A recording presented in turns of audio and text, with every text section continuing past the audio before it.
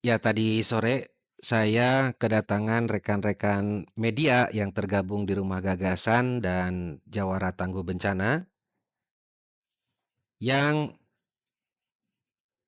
menanyakan kepada saya mengenai satu insiden kebakaran peti kontainer di Jakarta Utara yang diduga akibat reaksi cairan kimia. Rekan-rekan meminta pendapat saya mengenai isi berita dari kebakaran peti kontainer ini.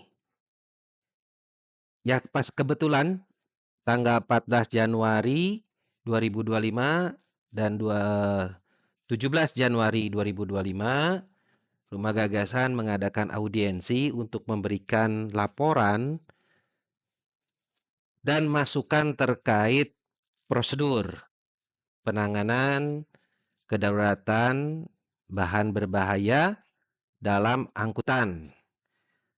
Ini menindaklanjuti beberapa insiden yang terjadi di jalan yang di Sukabumi maupun di Kabupaten Bandung Barat. Nah, pertanyaan teman-teman media, apakah ini berpotensi juga terjadi di Jawa Barat? Ya, bisa saja terjadi. Terutama ini kalau dilihat, ini ada kontainer. Hanya saja saya tidak tahu karena di dalam beritanya tidak jelas apakah kontainer ini adalah untuk ekspor atau tempat penyimpanan impor kontainer.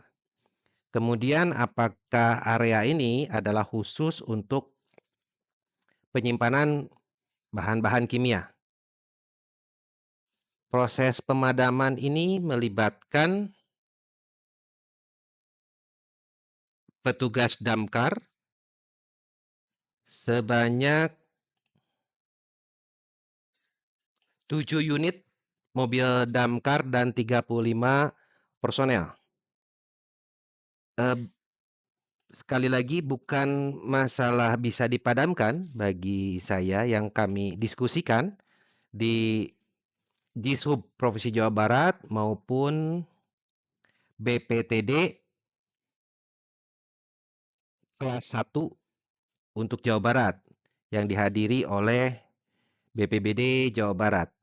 Nah, jika ini kontainer ini kan pasti ditransportasikan baik masuk ke daerah tersebut dari berbagai daerah, bisa juga dari Jawa Barat atau masuk impor dan akan didistribusikan, bukan hal yang tidak mustahil, ini masuk juga ke wilayah Jawa Barat dan bisa saja juga disimpan nantinya ke customer-nya ataupun gudang penyimpanan yang berada di wilayah Jawa Barat, bisa saja. Karena tidak ada informasi lengkap di pemberitaan ini. Diduga dalam pemberitaan, diduga akibat reaksi cairan kimia.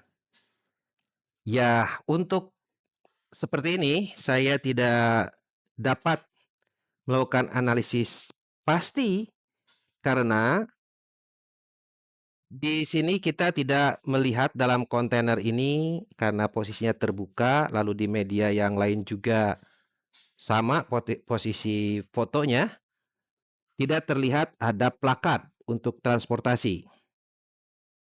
Jika ini barangnya adalah untuk kebutuhan ekspor impor, tentunya harus menggunakan standar untuk transportasi darat maupun laut menggunakan standar internasional. Jadi karena tidak ada plakat yang terlihat di sini, saya tidak bisa memastikan bahwa ini adalah cairan atau padat. Tetapi kalau gas saya rasa tidak karena tidak ada terlihat ada tabung gas di dalam kontainer ini. Kemudian untuk bisa mengetahui penyebab, satu, tidak ada rekaman CCTV pada saat terjadinya. Apakah betul tiba-tiba mengeluarkan asap atau pernah dilakukan pemeriksaan di dalam? Mengapa? Karena ada beberapa jenis bahan berbahaya yang riskan ketika dapat, meledak ataupun terbakar pada saat kemasan itu berkontak dengan udara ataupun udara yang mengandung air. Jadi bisa terbakar, bisa bahan solid yang mudah terbakar dan ketika terjadi perubahan temperatur karena kemasan pernah dibuka atau kurang baik, lalu juga bisa karena dibuka terkontaminasi oleh udara ataupun air. Saya tidak tahu proses sebelumnya pada kontainer ini apa. Dan juga kalau reaksi kimia harus jelas isi dalam kontainer ini bahan kimianya apa saja. Jadi sebetulnya bisa dilihat dari dokumen. Kalau ini adalah untuk kebutuhan, kontainer ini import, artinya itu salah satu yang saya pertanyakan di Dishub Jabar maupun, BPTD kelas 1 Jawa Barat, dari Kementerian Perhubungan untuk wilayah Jawa Barat. Dokumen safety data sheet sangat besar kemungkinan dan saya pastikan ini pasti berbahasa Inggris. Pertanyaannya, para petugas, yang berada di lokasi melakukan pengawasan ataupun pemeriksaan memiliki kompetensi untuk membaca safety data sheet berbahasa Inggris atau tidak. Karena dalam peraturan Menteri Perhubungan PM 60 tahun 2019 saja, yang namanya pengemudi dan pengemudi pengganti itu wajib memiliki uji kompetensi standar internasional. Jadi dokumennya ya pasti bahasa Inggris menggunakan dan plakatnya pun pasti menggunakan Globally Harmonized System GHS ya. Karena di sini saya tidak melihat ada plakat di sebelah mana, mungkin di sebelah luar ataupun tidak terlihat di sini. Nah, ini bisa jika dalam transportasinya ternyata ini barang import, artinya besar kemungkinan juga bisa terjadi di jalan raya pada saat pengangkutan atau ketika sampai di end user. Nah, jika ini berada untuk sebagai barang ekspor, ya bisa membakar di dalam nanti di vessel ya, di dalam kapal untuk pengangkutan. Bagaimana kesiapan ketika ini terjadi di jalan mulus, jalan alus marulus ADM? Inilah yang kami pertanyakan. Inilah yang ada di dalam video-video sebelumnya.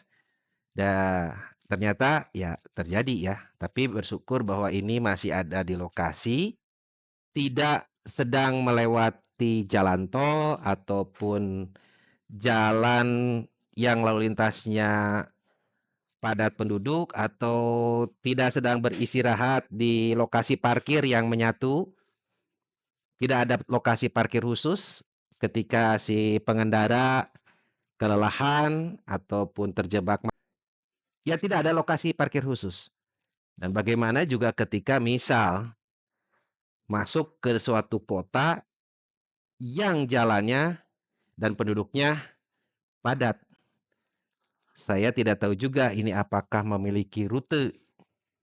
Dan saya pastikan bahwa di Subjabar tidak pernah dari hasil audiensi tanggal 14 dan 17 Januari tidak memiliki rute pengiriman yang jelas karena semua rekomendasi itu dari Kementerian Lingkungan Hidup. Jadi ini sangat penting bahwa perbaikan dalam sarana angkutan, baik safety maupun kompetensi pengetahuan kedaruratannya itu diperlukan di Jawa Barat agar Jawa Barat bisa menjadi istimewa. Dan kami juga sebetulnya sudah mengirim surat kepada Kementerian Perhubungan, Dirjen Perhubungan Darat untuk memberikan masukan kepada instansi pembina lalu lintas dan angkutan jalan dalam penyempurnaan peraturan perundang-undangan, pedoman, dan standar teknis di bidang angkutan barang berbahaya. Jadi, nah ini tanggal 15 Januari kami kirimkan ke Dirjen Perhubungan Darat karena dalam Peraturan Menteri Perhubungan PM 60 2019 bahwa masyarakat bisa memberikan masukan-masukan untuk penyempurnaan standar. Namun sampai hari ini kami belum mendapat konfirmasi mengenai masukan-masukan kami ini. Kami berharap rekan-rekan di Dinas Perhubungan Provinsi Jawa Barat dengan kejadian ini dapat dengan segera menindaklanjuti hasil pertemuan tanggal 14 dan 17 Januari lalu untuk perbaikan pada sistem prosedur, peningkatan kompetensi, dan program apa yang harus dipersiapkan untuk menjaga keselamatan masyarakat, petugas lapangan, dan petugas medis darurat di seluruh wilayah Provinsi Jawa Barat.